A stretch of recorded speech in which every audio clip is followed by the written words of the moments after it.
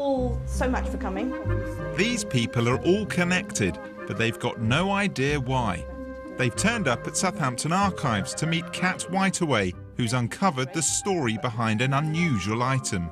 This caught my eye because it's got quite an unusual surname, Giblin. Quite small, autograph book, just over 100 years old, and I bought it in a bookshop in Ross-on-Wye for £15. The book contains sketches, poems, and intriguingly, 18 names on a floor plan. My original thought was soldiers convalescing after the First World War, but it's more to do with a set of schoolboys, and in fact a set of schoolboys from Taunton's school, not the one in Somerset, but the one here in Southampton. In fact, the book was created by a group of friends from Taunton's school in 1915.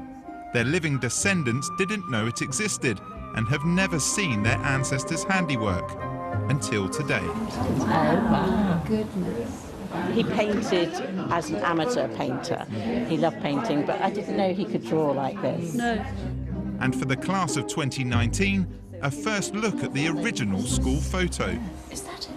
We haven't got any young photos of him. So this is him at 18, which is extraordinary to see.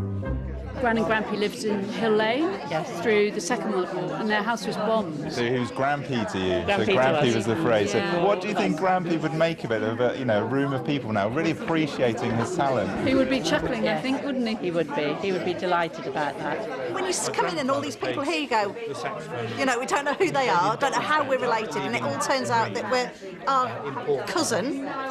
You know, these are all his school friends, and I think it's such a lovely connection. In the family, he was famously a very, very serious man. Certainly my mum remembers him as a very miserable man. So it's really kind of nice to see kind of a little bit of a different side to him, do you know what I mean? He was a subtle romantic, really, wasn't he? Don't want to go too far, but you know. Now this... By remarkable coincidence, it turns out that one of the descendants actually works in the archive. He was a master of irony. He lived in London when I was a child, so we didn't see him very often. He was head of the family, and he made sure you knew it.